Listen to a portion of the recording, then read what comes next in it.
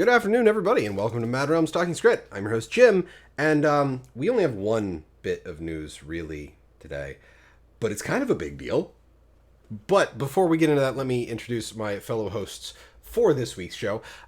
She is a writer over at MMORPG.com, and she yells at things on the internet, so, yelling, roaring. It's been so long since I've done an actual intro, I knew I would flub it at least a little bit. Say hello to Arlie. Hi. Yay. Yay. And he's coming to us from the depths of outer space where he's working on putting his ship together. Say hello to ZeKrioX. How's it going, folks? Hope you're having a good day. So far, so good. Ran into a few issues with the engine, but I think everything is good so far. Let's just hope it doesn't blow. It's clearly running smoothly because I don't hear a single problem in the background.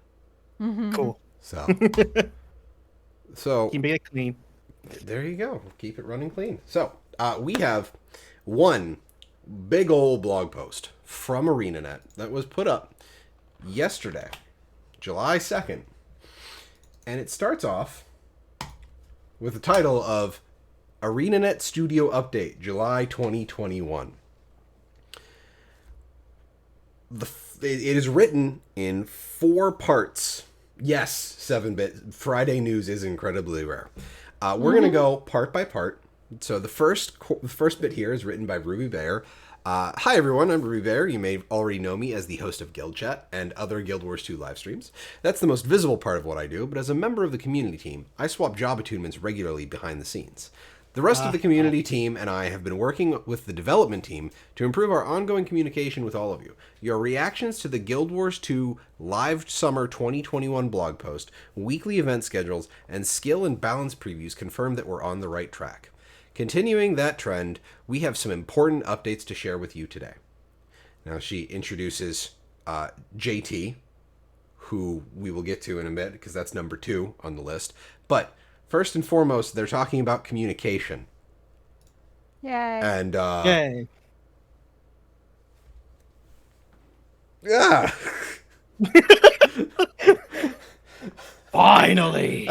Exactly. I mean, that's been one of the problems with like doing the show and not wanting to do like just, oh, here's the gem store updates. What else have we done?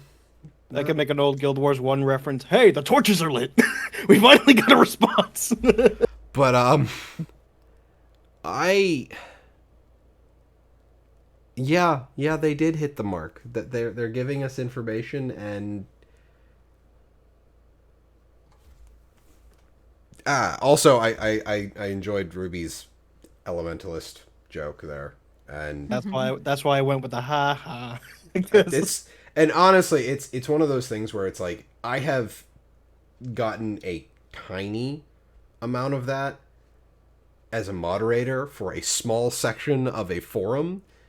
Like community I can't imagine somebody being a community manager for any kind of entity. So first and foremost, I would like to say kudos to Ruby and the entire community management team because like holy shit, keeping things together when like this is the lull. Like this is the problem with a lot of MMOs. There's nothing going on as we wait. So trying to keep things moving is it's got to be hard. So I'm going to assume neither of you have any further comment on that. Granted, Ruby doing the introduction is not the meat of this, but it's a big deal. I'd say it's a big deal. Well, it's nice to know that the what we've been seeing over the last few months with the more communication stuff is actually concerted effort by them to be more communicative and not just they happen to have things to tell us, Yeah. It's always a joy a joy to have like Ruby just come out of the woodwork to just say hi to us. So Yeah, I can completely agree with that.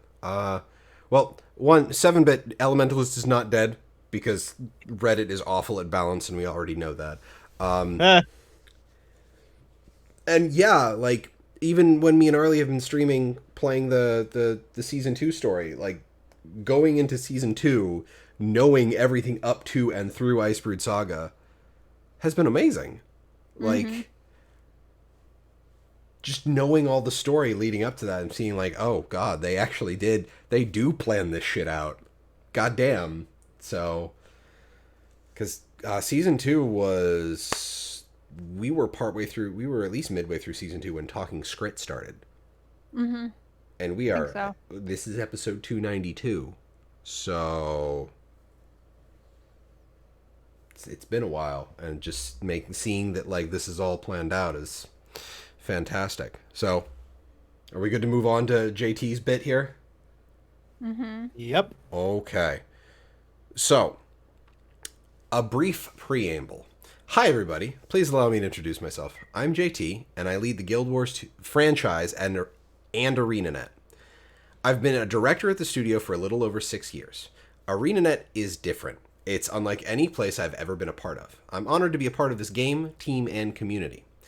When I stepped into this role, I thought a lot about what we've done well and what we still needed to do. That retrospection took me back to the studio's earliest days. ArenaNet was founded with the goal of pursuing innovations by focusing on solving player problems first. Guild Wars and Guild Wars 2 are direct results of this pursuit. It's essential that this player-first approach is at the heart of everything we do going forward. Today, we'll be sharing some important updates about our upcoming expansion, Guild Wars 2 End of Dragons, the live game, and some changes we're making to realign ourselves with the ideals that shaped the Guild Wars franchise from the very beginning. I believe that the best is yet to come for Guild Wars 2. Now, there is a second section to that, but before we get to that, I do want to talk about the little image that's in here. Oh god, the absent panel is still. I knew I forgot to get rid of that. And gone. Oh, the cameras are still awful here. Okay, I'm gonna transition this in. Bear with me as I fix it, please, chat. Technical difficulties. Yeah, we'll cut it. We'll cut it in the editing room. Yeah, no, we won't. I'm just it's gonna get left in. You're me. I'm Arlie. Arlie is you. You're all each other. Deo is still Deo. We're gonna Deo is still Deo. We're gonna blame a Mesmer because obviously that's what this is. Mm-hmm. Yeah, I have some thoughts though, because the color kind of threw me off a little bit. Mm-hmm. It definitely leaning towards the purple, but it's almost also leaning towards the red, which at first I was thinking was like it could be an Ellie, it could be.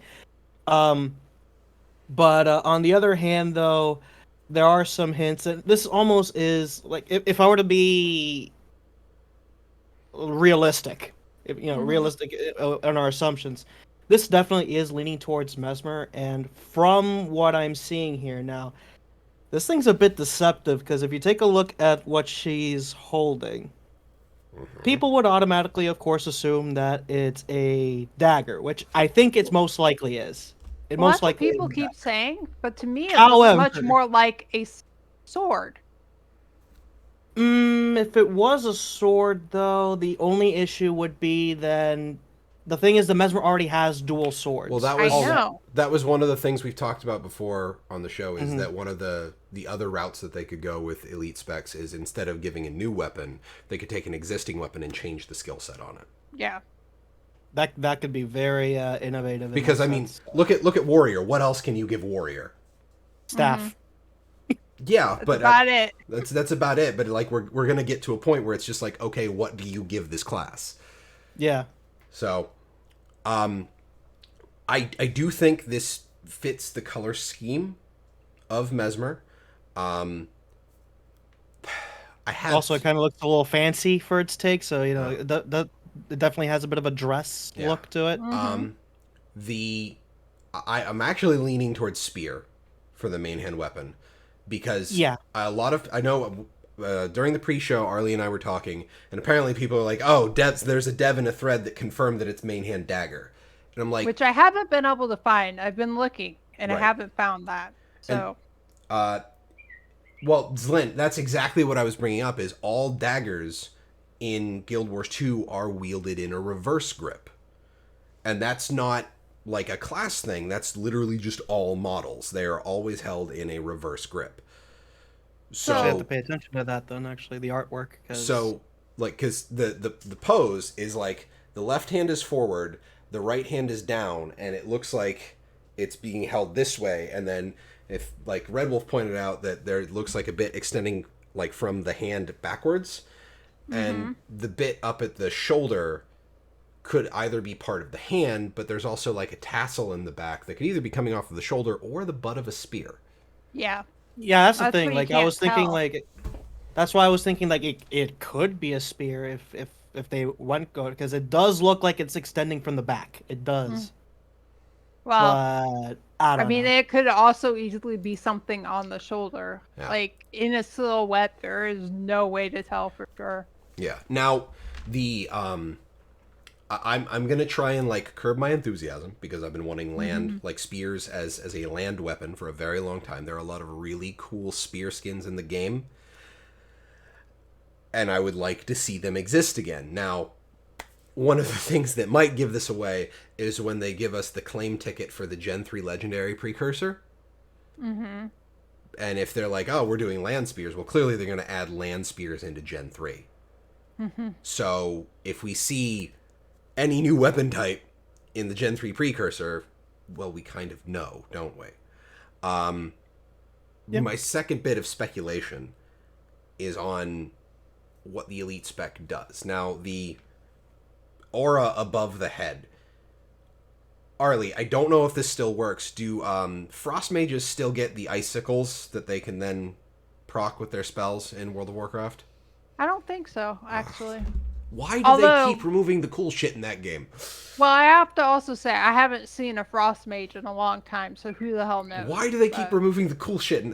That the pun is intended there.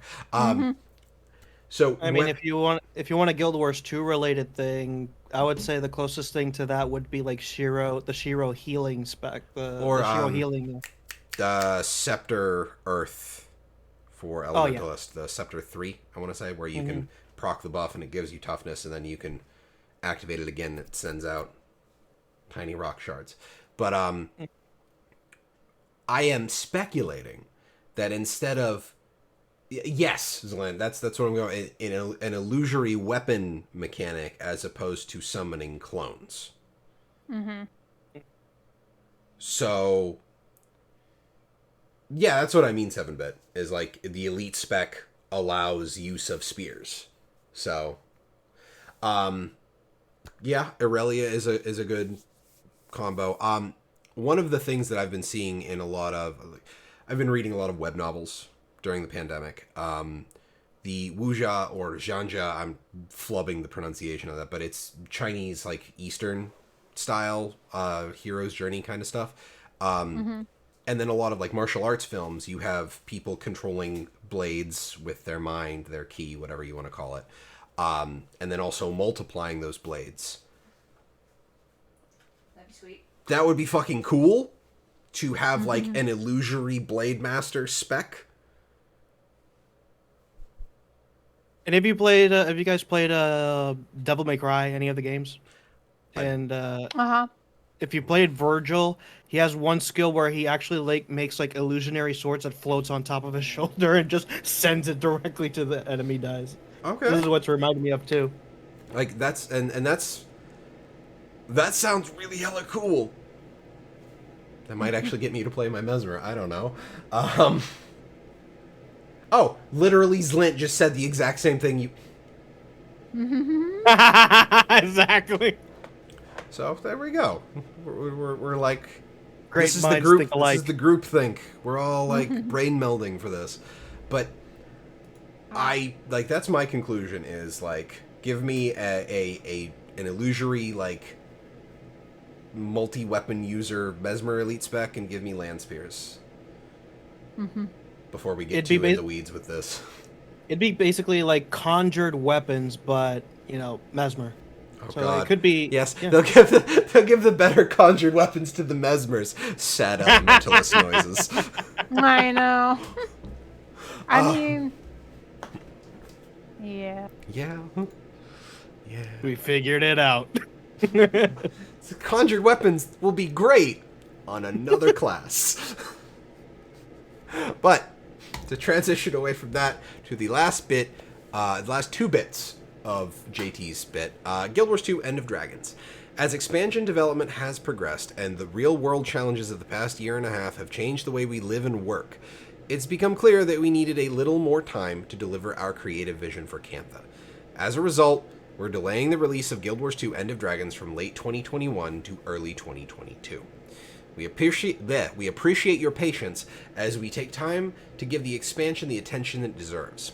I'm incredibly proud of the work that the team is doing to bring Cantha to life, and we can't wait for you to see it and experience it for yourselves. Don't forget to tune in on July 27th for the Guild Wars 2 End of Dragons First Look livestream.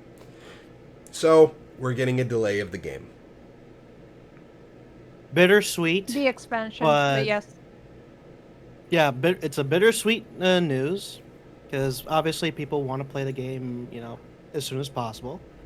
But given recent circumstances, and probably the biggest example, Cyberpunk being one of those games that became infamous for its disastrous launch, I see this as a win.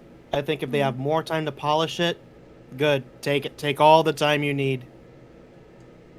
Yeah, what I said to Mathanis before we went live was that's disappointing but not surprising, really. Yeah.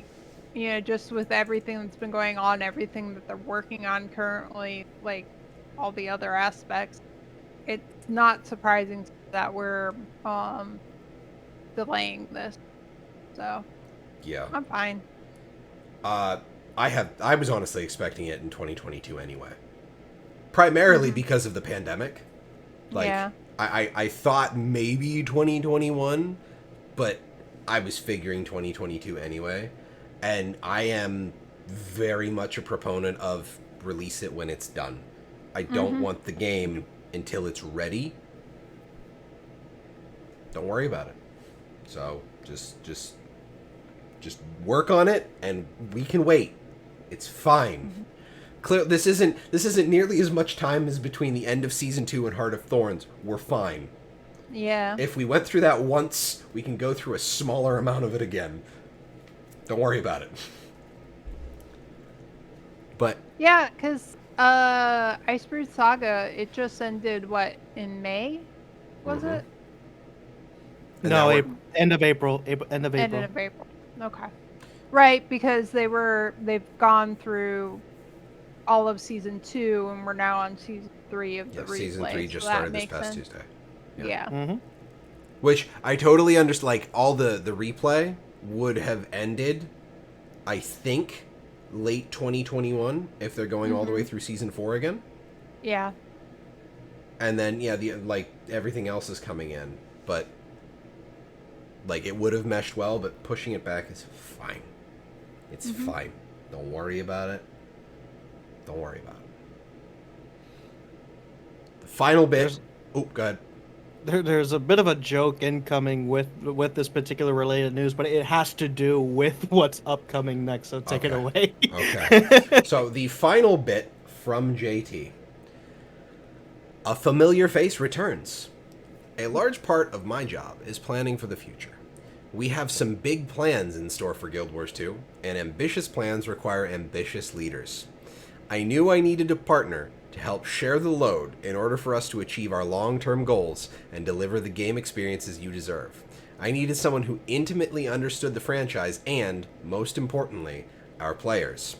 With that, I am thrilled to announce that former Guild Wars 2 game director Colin Johanson has returned to ArenaNet to help co-lead the studio with me.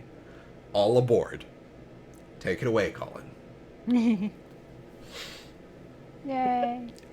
Also, on the off chance that Colin ever listens to this and anybody at ArenaNet pass it along, I'm using the hype train as the thumbnail for this.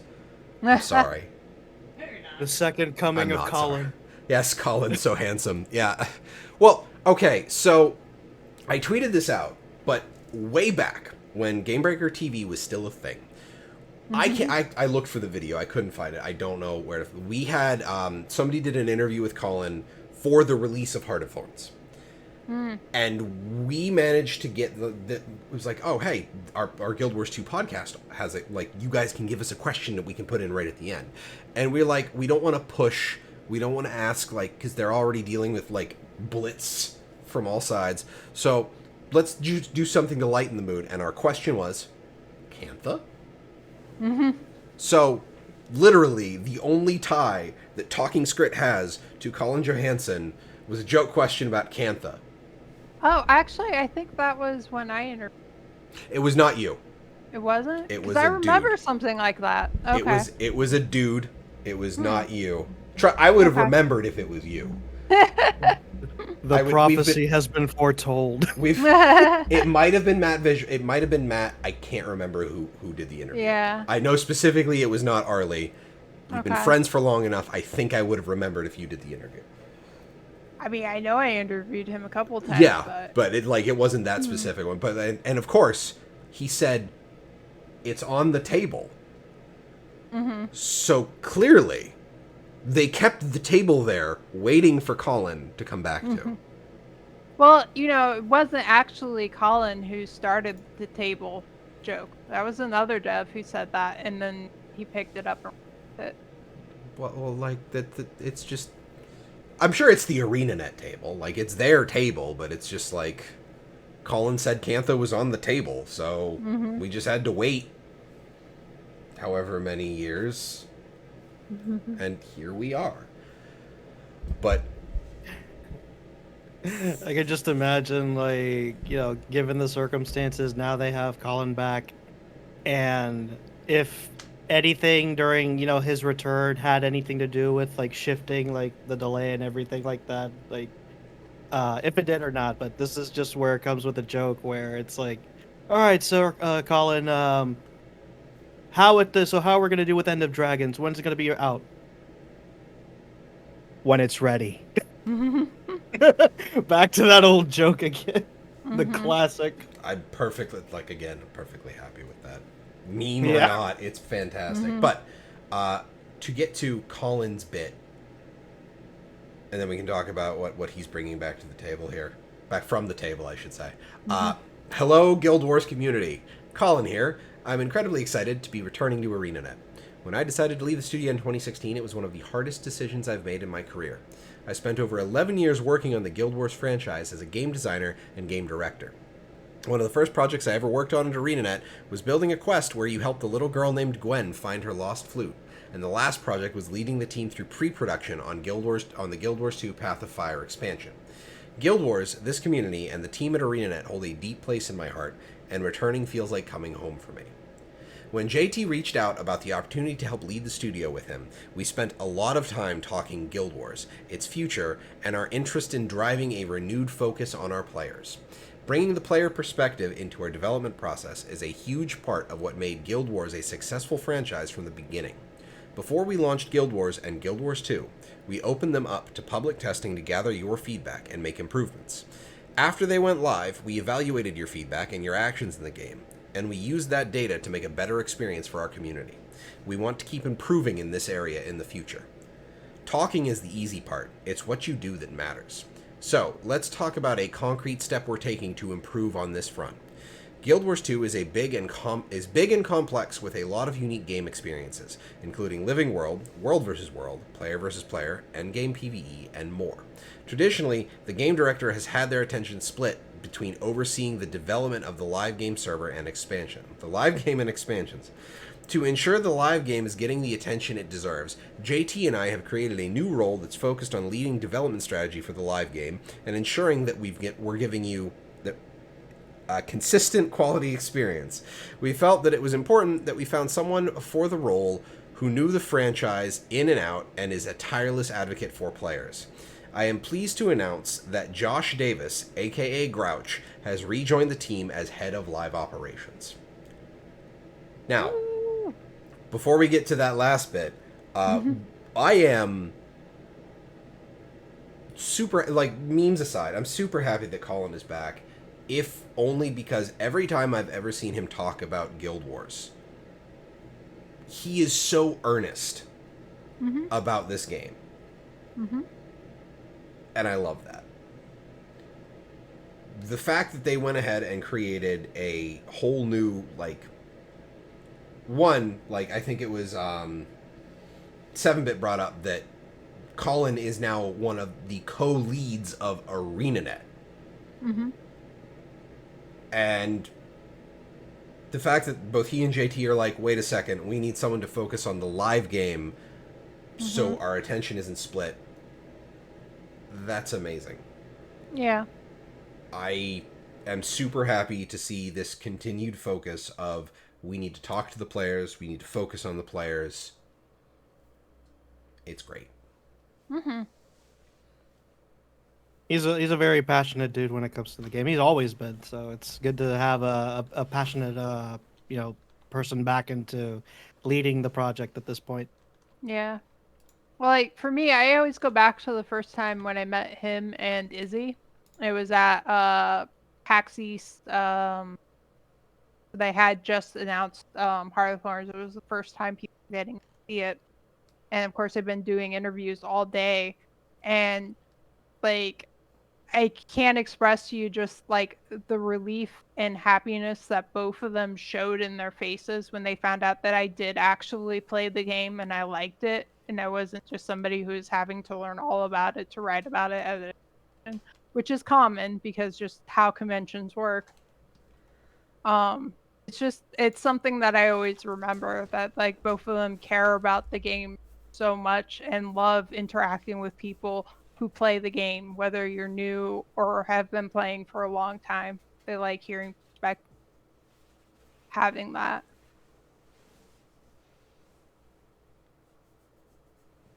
Yeah, I'm just this blog post, despite there not being all that much, is making me very excited for the future of this game. It's been very difficult to get excited about gaming. Even though we literally just went through a year and a half and more of stay in your house and don't go outside. Yeah. I haven't been excited about video games. Well, like this whole post for me reminds me of that what was supposed to be every quarter update that Colin was going to do, but then he ended up leaving and those went by the wayside. This reminds me of that again, and that's what I wish they had kept going. So I'm hopeful. Yay. You know what, Zelen? I'm kind of in the same, like, I like Guild Wars 2. I like the combat. I like the theory crafting. The past few streams where I've been doing, like, theory crafting on a Celestial build for my Elementalist, because Boots just gave me something to do, basically, with his Celestial is the best gear video. But aside from little things like that, I wasn't really, like, super into it. Like, I'd play, but like I enjoyed PvP, but I just could not bring myself to play it. But this post, man, like, I am excited for people coming back. I'm assuming Grouch left the left ArenaNet as well. I can't remember. He did. He went to Amazon.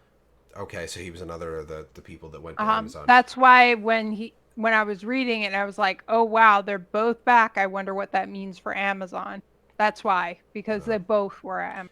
Minor tangent. We were talking about this before before the show started. Crucible failed, so Guild Wars 2 can run again.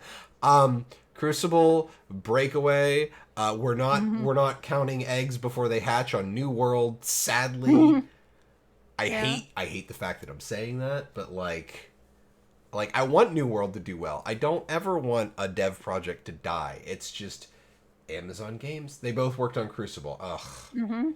Ugh. I liked Crucible. I actually enjoyed Crucible. Yeah. It just makes me sad. But and then what was it? Going back, 7-Bit is also saying that that Grouch was a fan and a content creator for Guild Wars 2, and then he is now working for, like, he started working for Arena after that. That's amazing.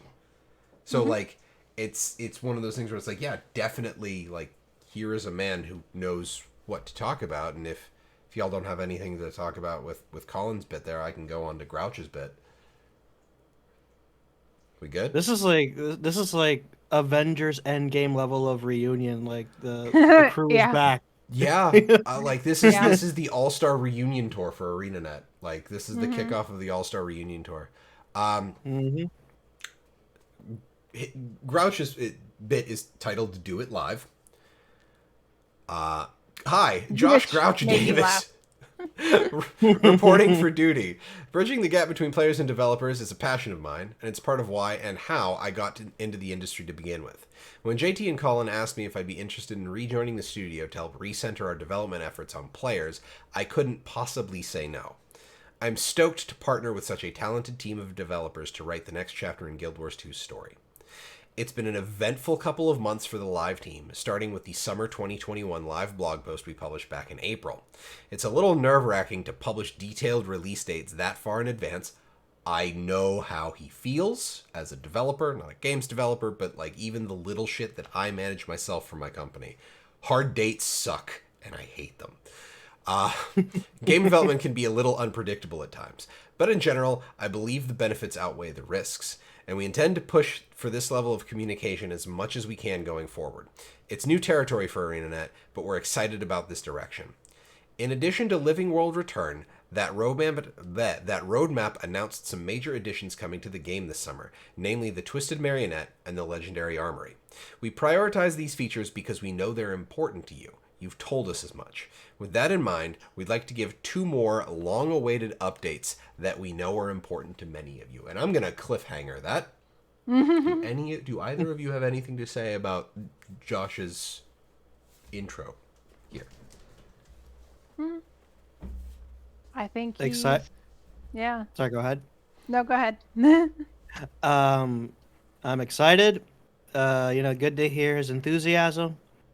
Definitely agree that the increase in level of communication is something that they need to push more for ArenaNet, because we do want them to be a little more active in that aspect, so that we don't feel like we're just dead silent with the game. So I'm happy to hear that, and I hope, of course, they can achieve it.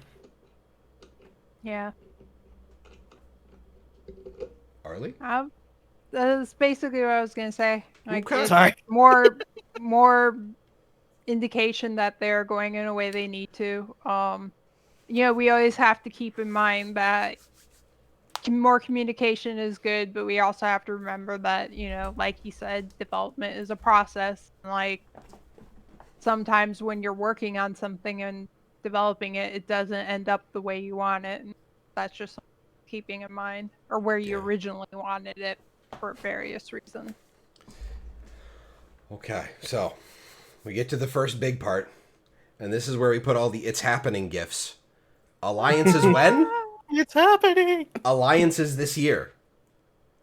World restructuring, also known as alliances, is a feature that aims to deliver a more balanced world versus world experience by dynamically creating matchups using WW designated guilds called alliances, or WW designated guilds, alliances, a player-made collection of guilds, and active WW players as inputs. This is in comparison to the current system that relies on worlds and world linking. The system will give us more flexibility and granularity when creating new matches and help address natural fluctuations in population over time. It'll also give players more agency in choosing who they want to play with on an ongoing basis. World restructuring is a big change to WW, and we want to get it right. We've read a lot of your feedback on the system, thousands of posts over the years. It's clear that there isn't total consensus on how the feature should work, and that's okay. It's a big fundamental change to how the mode works, and that can be daunting. In the past, we've sometimes made the mistake of releasing the final version of a feature and finding that it didn't quite meet your expectations, meaning that we wasted time and resources. To avoid this, we're going to do things a little differently this time around to make sure that your voice can help inform the development of World Restructuring. World Restructuring features will be released in a multi-phase beta. What this means is that we'll release a part of the World Restructuring system, test it with you in the live game, gather your feedback, and then iterate on it for a future release. The feature components will be functional but not fully polished, meaning we can more easily react to your feedback without having to rewrite a bunch of code. Once we've worked with you to lock down the design and implementation, we'll polish it up to take it out of beta. We'll be back in August to share an overview of how world restructuring works and the timing of the first live beta events.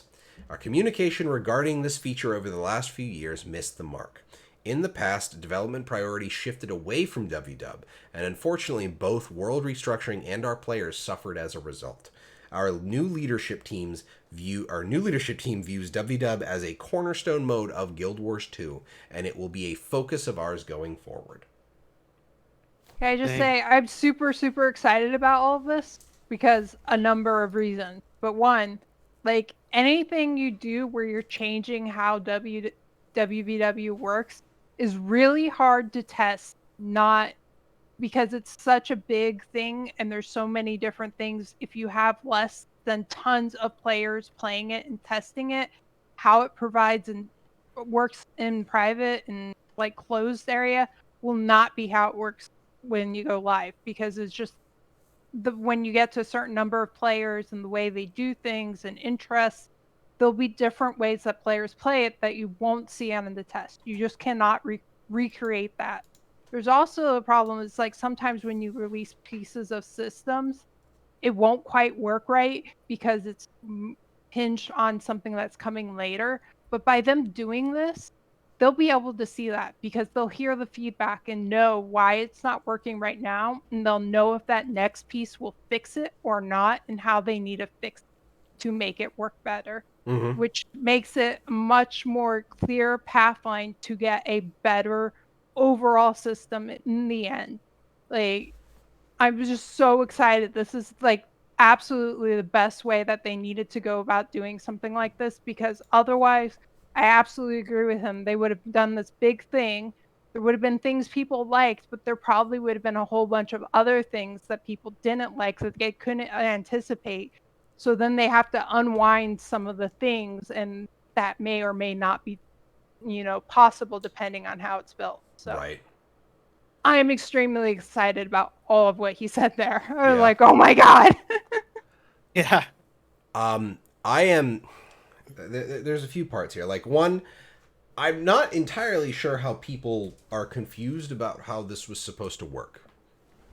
But that could be me coming from my experience in EVE Online, where there are already alliances set up. Mhm. So, I think the confusion comes like over the years we've had different messaging on what it would be and how it would work. And it hasn't been a consistent Yeah. thing. And I think that's because the plan has changed over the years. yeah, like And my as they've gotten some feedback, some of the plans they realized wouldn't. my whole thought there was that it was just like, okay, you have WW guilds, you have alliances, which are collections of WW guilds.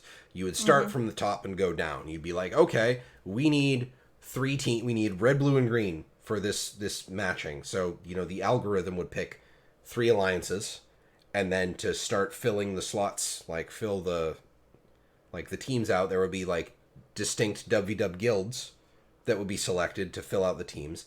And then the hardest part would be going down to an individual level. Mm-hmm. And filling in people like, oh, I go into WW to finish my dailies. What team am I on? That's going to be the hardest part. Like, if you get people, like groups of people who are like, we love WW, and they're in, like, they're fine. You don't have to worry about them. It's the individuals and the casual WW players that are always going to create the issue. Yeah, and that was one of the problems with one of the early plans with it, where like they were gonna let guilds kind of self-select into alliances and stuff and try to make sure it was even that way. But that ran into a whole bunch of other problems where like if having certain like player limits, you might want to combine, like make an alliance with another guild. But then what if your guild and their guild, you guys hit too many players total possible like that?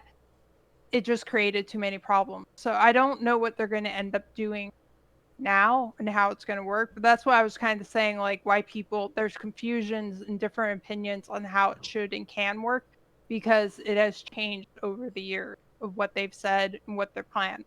Right. So I'm really excited to see where they are now and how the first step will work. And hopefully the first step improves the current state right now, just at least a little. It doesn't even have to make it a lot better, but a little better would be a big step forward. Yeah. And I think the approach of doing it sort of in a baby step approach is Mm-hmm. probably the best choice, so that if there are any problems, then they can try to do the immediate fixes right out of the gate without, having to as pretty much as they say, they don't want to release something final and end up regretting it, because then it would be just a waste of time. So, Right. so I like the baby step approach that they're going through it. Absolutely. And- Now, go ahead.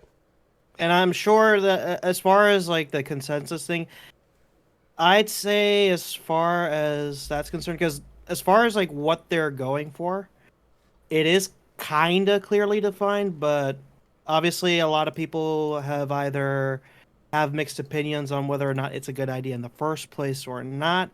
Because there have been some people that have been very critical with the idea of this, because it's either not going to work out as great, or something's about, something could crumble in the middle of putting this together. So Well, there's always like some level of resistance to change. Like there is one line of thought that right now what we have isn't great, but it works. Yeah. And changing the whole structure could fundamentally break. So there is a resistance to that. People have developed playing strategies around what we have now. So changing how everything works will affect that. And then the other thing with World versus World is there's a lot of different ways to play that are all legitimate and like help out and do things.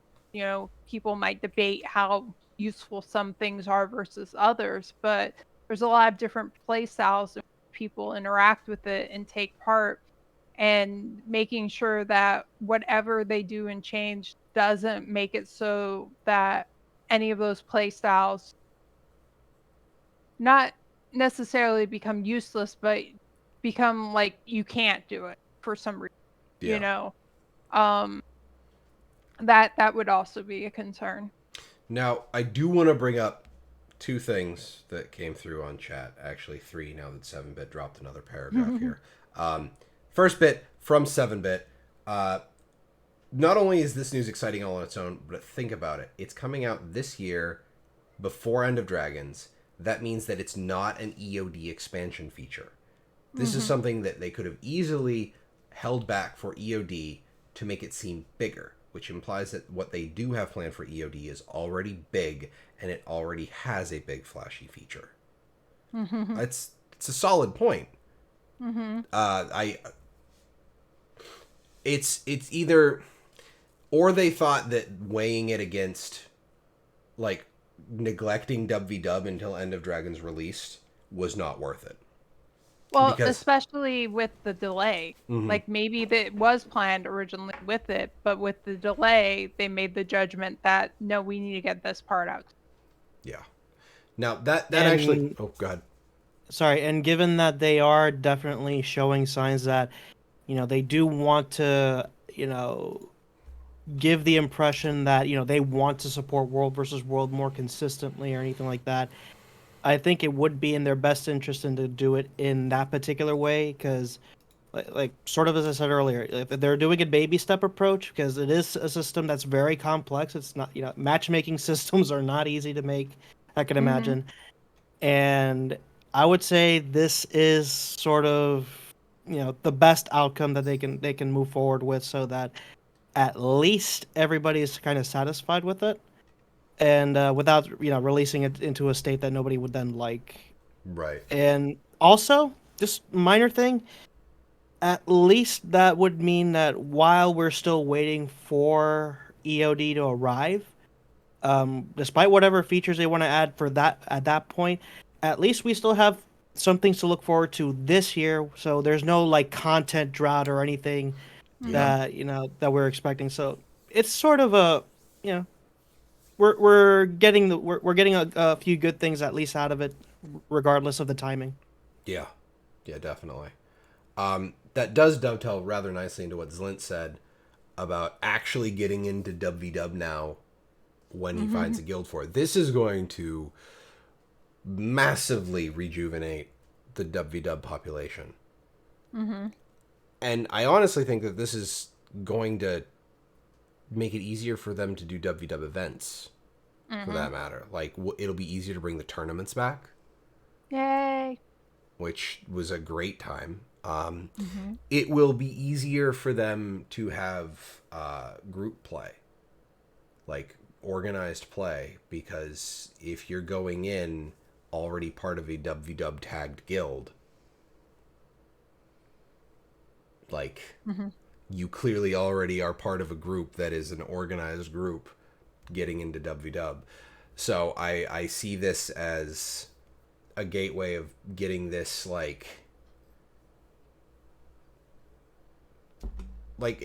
one of my biggest problems with WW is that when they added the ability to hide your tag, which was something I was kind of looking for in PvE for the longest time, but I think it's actively detrimental to WW. I agree. Because you'll see large groups of people moving around and they're so organized that they have to be a group, but they don't have a squad tag, so you have to get eyes on them in order to actually follow them around, and it's a pain in the ass to follow them around. Well, Because it makes the joining bar for new players, people who are new to World versus World. Like, you see these people working together and you try to help, but there's no easy way for you to join with them. And if you have to go through all these hoops and you're new to it, you may not want to do all that just to run around with this one group. yeah, I don't know. I I think it would. get why people want to have them hidden, but I think it's more of a detriment than a help. It kind of depends on the group you're looking for, because I think I see this as a benefit for smaller groups. Because if they are, Havoc groups, as an example, maybe, they want to have that, ability to lead a small group and a dedicated group to, do whatever they need to do as a Havoc group without having a bunch of people kind of just come in out of nowhere. So I kind of see this as maybe a benefit for a few specific players, but I understand that where um given that opportunity, I think if you want to participate, you want to be a part of something, and the tags do help advertise that. So Mm. um, Especially with the Zergs. yeah. Like, yeah. Uh, and Zlint, you do have a point. I mean, they're a better focus on all of the end game stuff. Yes, because they're. I mean, how many times have each person in this blog post, they've hammered home the player focus, player focus, player focus. Well, what are players playing? The end game stuff. WW, PvP, Fractals, raids. I mean, I'd even like to see a little bit more focus on meta maps, because as much as I liked Drizzlewood Coast, it wasn't particularly fun. It was rewarding, but I wouldn't say Drizzlewood was particularly fun to play. I think back to Heart of Thorns, and I actually liked Auric Basin. that's my favorite in the entire game right now. I like Verdant Brink, Auric Basin, Tangled Depths, Dragon Stand. Those 4 meta maps are the gold standard, I think, for meta maps. So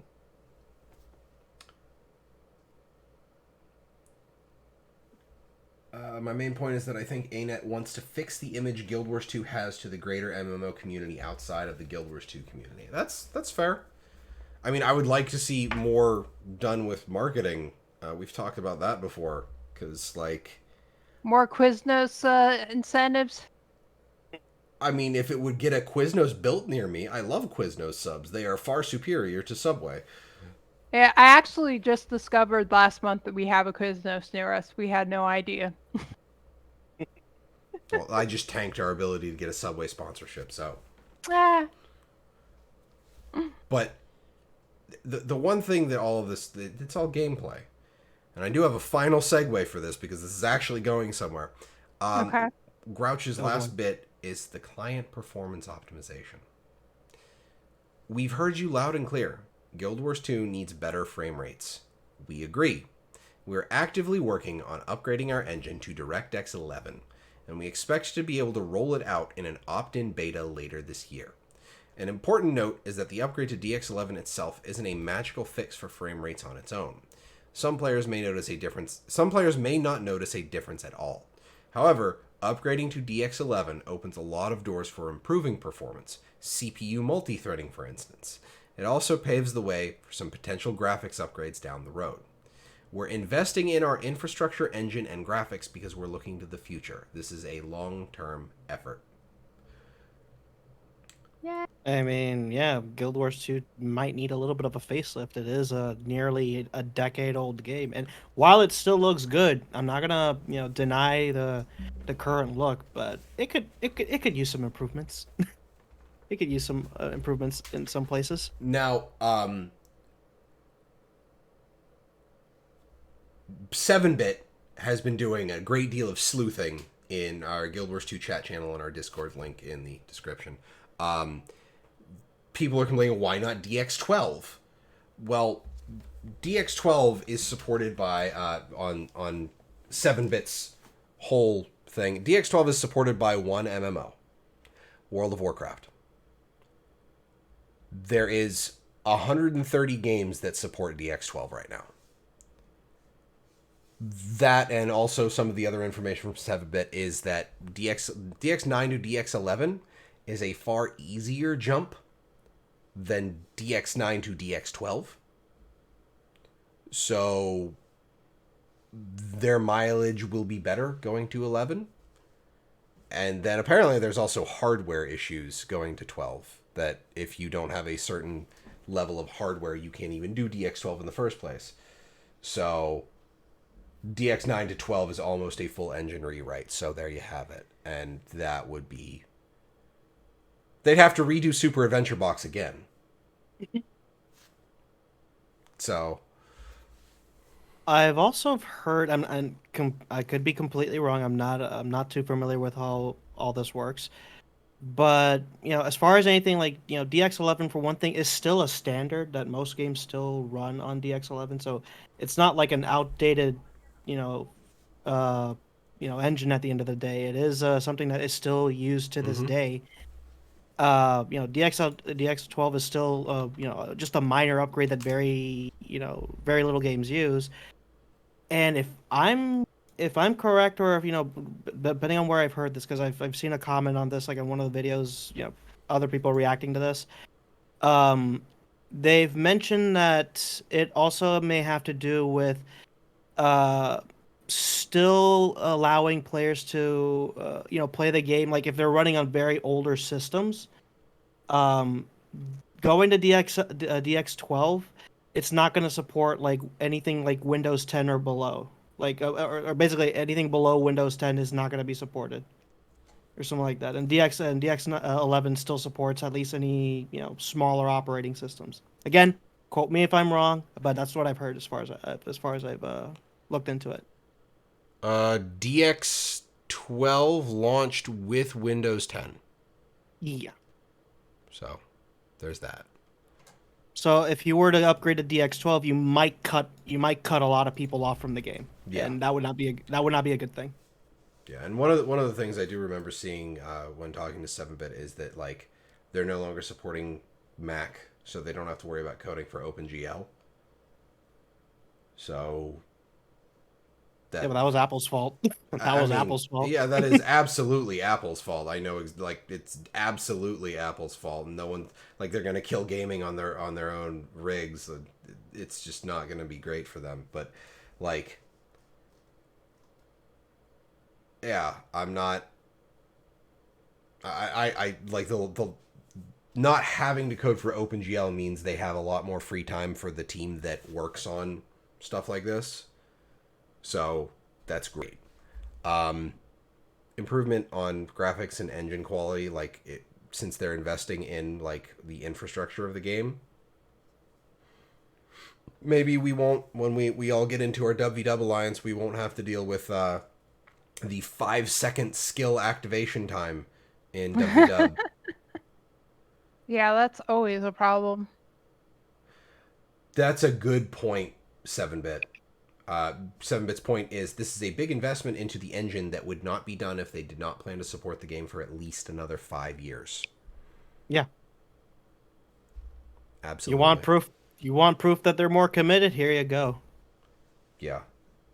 Like, it's like, oh, they're going from DX9 to DX11. And everybody's like, so? It's like, why would they take the time if they were going to just kind of let the game go into life support mode? So... A jump is still a jump, so, you know. So the final, like, any final thoughts on the bit with before we get to on the DX11 bit before we move to the final bit of this blog post, which is the signing off? Nope. I will take that. I mean, I'm excited as the possibility my issues with FPS might be getting better. I might be able to actually stream the game again. That There you would go. be cool.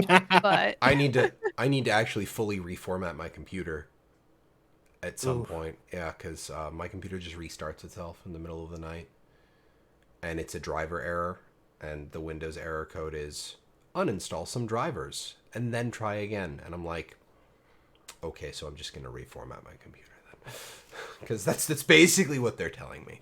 But yeah, like if they improve the FPS and like they're getting all this extra stuff, and yeah, I didn't think about it on the line of like streaming. Well, yeah, more consistent FPS, but like 7-Bit, she literally can't stream the game. Like if no, literally, it's the only game I can't stream, and with the system I have, it makes no sense. I cannot figure it out. I've been working on it for years. Cannot get it going. But terrible. It like the DX11 fix that might fix it, or you might have to reformat your computer too. Yay! Yeah, just reformats all around.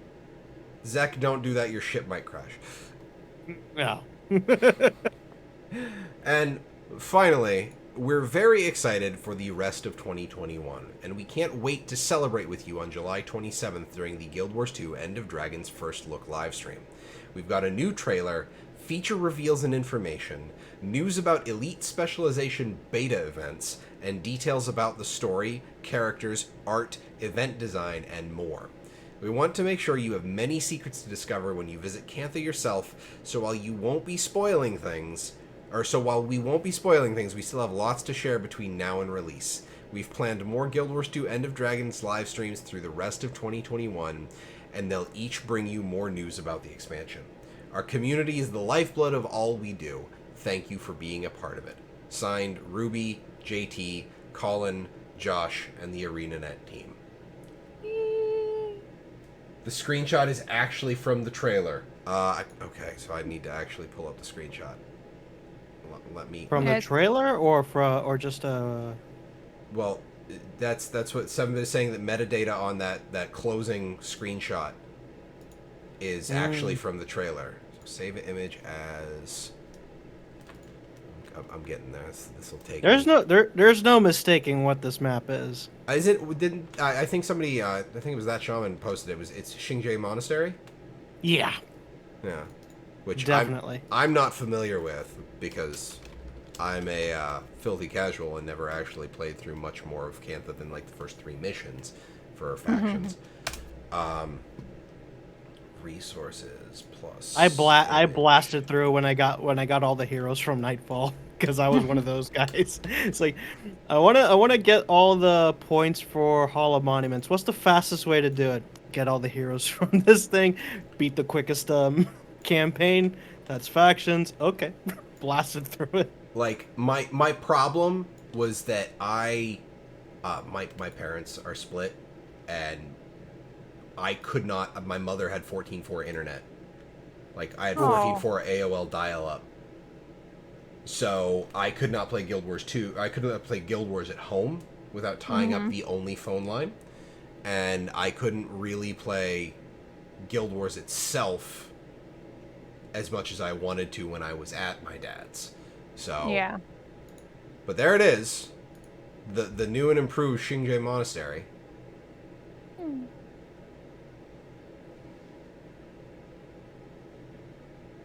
Awesome. Yazlin, that was me. That was when I was on BattleNet playing Diablo 2 with a friend, and my mom would pick up the phone. Like, ah, damn, Mom, we were fighting Mephisto. Yeah. And then I'd miss out on all the drops because that was a magic find run. And, Yeah. Struggle was real. It was. It's a long video, and the screenshot was taken 10 minutes in. That's some interesting metadata. Nice. Okay. There's one Guild Wars Nightfall mission I couldn't finish for a solid month because every time I did it, my grandpa would use the phone. Oh! Oh, God. Oh no. Grandpa, no! Right? Oh, my God. But yeah, that's it. And we met... I don't know what my uptime is. It's not showing up on here, but, like... We started a little after... An hour 20, so probably an hour? An hour-ish. It was always at the end Yeah. of the mission, too. Grandpa, no. That's the worst. Like, getting kicked out near the beginning is not so bad, but when you're almost done, man. Yeah. I'm very much looking forward to July 27 for sure. Oh, absolutely. I need to... Mm, I'm kind I of wondering though. I do apologize. It's fine. I'm kind of wondering though, because given now that the game's been delayed this far, pretty far as that's concerned, they have plenty of like opportunities to like sort of chop some of the information like HOT style marketing. Mhm. Now, I do kind of want to wonder, at least as far as like opinions is concerned, like what style of marketing did you guys like as far as like previewing HOT style, which was like small bits of information throughout the months, or sort of a blast of information POF style? Heart of Thorns. Me too. Yeah. Okay. Like, I feel like when they do all of it, it's easy to miss a lot of things. And also with the delay especially, I don't want them to be talking about certain features too early. So I want to show them I want them to show us what they're absolutely sure of so far, and like that, which I'm really excited about. I wasn't expecting it that soon with the delay, But I also don't want them to show anything that is too early in development and then have to go, oh, well, we're changing that. Because even if what they're changing it to is better and most people are happy, anytime you show something, there's always going to be some people out there that was the thing that they were wanting and cared about the most. Yeah. So I prefer the dripped information when it's ready to be shown more. Now, I will admit, the elite specs, I am desperately hoping we get something a little more similar to Path of Fire, where there's like lore precedent. Because like I get where they were going with Dragon Hunter for Guardian, but when they elite Dragon Hunter, the elite spec that broke the meta. like when Dragon Hunter came in, and it's like, okay, like there was no, like it felt like it was supposed to be like all of the members of Dragon's Watch were supposed to be like somehow becoming that, like Bram becoming a Dragon Hunter would have made a hell of a lot of sense because, well, he has his mom's bow, etc., etc. But he was hunting a dragon. Yeah, and like the whole point was like, you're like I even got it from like the class spec, like a big game. You're supposed to be fighting things bigger than you, like that was the point. I just, in general, wish that there was more story in you becoming whatever it was than just unlocking a trait line. Like, that's the one area for me that the elite specs always let me down on. I want more of a storyline to follow with doing that. I am desperately hoping that if they do legendary crafting for the new legendaries, it's not just throw resources at this. Because my enthusiasm for building Exordium is awful. Like, I hate it. I Yeah. loathe the whole crafting process because it's just like, here, have 80 million mithril and elderwood. That's it. Just throw a shit ton of materials at it and you're done. EOD leggings. I don't know. Honestly, Canthan fashion would probably lend itself well to making merch. Mm-hmm. And I think that would be pretty cool. I, too, also have all of the Funko Pops. Yeah. For the legendaries, I mean, I'm right there with you on it. Like we've talked about, I'm working on the Shining Blade, and it's killing me. It's driving me crazy because it's literally just throwing all of these materials at this thing, which feels so pointless and is far less enjoyable than Chuka and Tumblewat was for me. That was just really cool the whole way. Um, I think if they're going to move back to doing that where there's more of a story to it, they have to have all of them done at the same time and release all of them at the same time because it takes a long time to make anything like that. Not only coming up with a cool story for each legendary, but figuring out how to implement that in game Yeah. and make it fun and interesting for the player. Like, the one thing that I'm, like, super disappointed now is, like, the hammer. The Gen 2 hammer is this Mm-hmm. a raw artifact. Mm-hmm. And I'm like, so I just throw resources at it. I don't get any story from this whatsoever. I Yeah. have to, like, infer all of the story from, like, little bits and pieces that I'm like, no. Mm-hmm. That's not a Well, legendary. yeah, and that's the way I feel about making the Shining Blade too. There could be really cool, interesting story with how that gets into the player's hand, like what happens there. And it feels like such a missed opportunity. Like I don't expect them to take any less resources. Like I expect the amount of resources for Legendary to remain roughly the same because they are top level weapons that will never be not top level, you Mhm. know. So I understand them taking a lot of resources, but I miss the story element. Yeah. But They did sort of to come back to the elite specs. They did a good step in POF with the mentors. Essentially, Mm. like you do find them sporadically across all of Cantha, and they Mm-hmm. kind of give you those lore bits. But I hope that they improve on it because Yeah. it's a good step in the right direction. Just want a little more, please. Yeah. Do a little more with it. Yeah. Yeah. I Mhm. agree. the I'm just looking forward to more information and more marketing. Like, I realized that there was the whole, like, we want the player, like, I don't know if they're going to continue with the we want the players to evangelize the game, basically. But we can't really do that when we don't have any information. So stuff like the summer live blog post where they gave us the dates, this blog post, giving it, like, this show, like, I even talked about, like, the blog post itself does not have a lot of concrete information on it, and we have already talked about it for over an hour. Mm-hmm. We can't Because make it's just this like news. It's like, we can't make this show if we don't hear anything. The last piece of news was Dragon Bash, which, I mean, I don't want to harp on Dragon Bash because I like the song, but, like, it's a seasonal holiday, and that's not really news in any MMO. Right. Yeah, Especially when declared- it's one that happens every year, you know?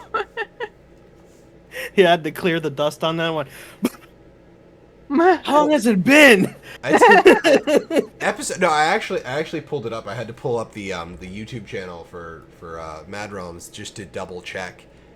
I need to look. I think the date on 291 was a month ago. Like, we haven't done an actual talking Skritt for a month. Yeah. No, Well, 3 like weeks we've had ago. some. 3 Yeah, I was gonna weeks. say we've had some real life stuff, but there was also just not that much to talk about anyway. Yeah. And I'm okay with that. That doesn't bother me whatsoever. Like, it's one, like, it was even during, I think, the lull before Path of Fire, we skipped a few weekends. Mm-hmm. So that and it also means that 7-bit has more time to work on Project Tyria.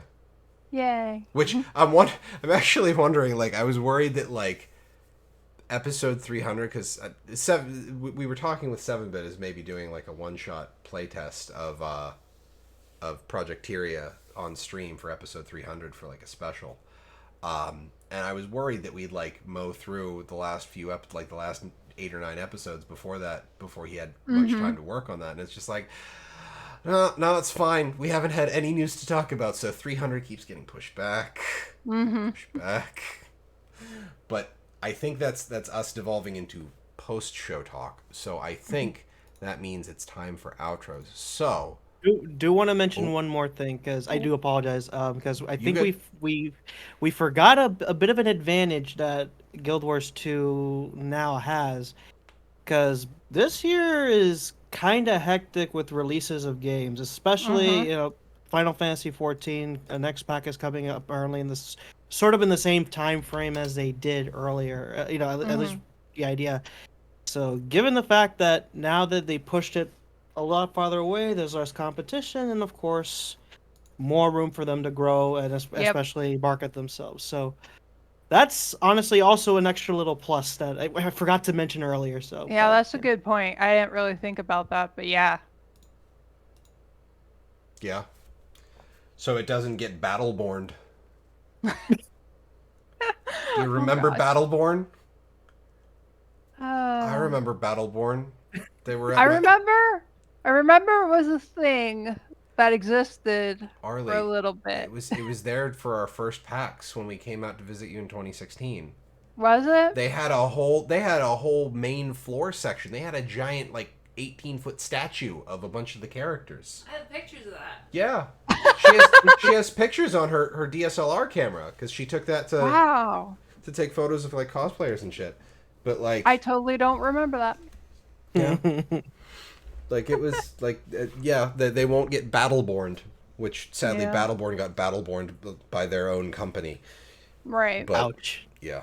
But yeah, you have a good point. Like they don't have to worry about like pushing back to next year. They don't have to worry about a lot of competition for releases, which is a great idea. Especially if they're planning earlier in the year rather than later, which my feeling right now is I think that's probably likely.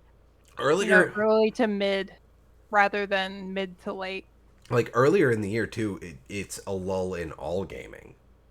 So like they're not like we're getting a lot of multiplayer releases this fall and like Q3, Q4, but like there's a lull in Q1 every year for all of gaming. So this is going to be usually. WoW did theirs at the end of last year, so. They did? Yeah. I forgot about that. Yeah. I still feels weird. Okay, that's still post-show topic. Anyway, moving on to outros. Arlie, where can they find you? You can find me on Twitter and Instagram these days at Arlie82, and I also write regularly on MMORPG.com. Awesome. And ZeKrioX, where can they find you? They can find me on twitch.tv/ZeKrioX. And I'm also on Twitter, although I haven't been posting too much lately because I've been sort of busy on my end. But I have been basically fixing my schedule, so you can just see me Monday, Wednesdays, Fridays, and sometimes Saturdays. I think I might even stream tonight.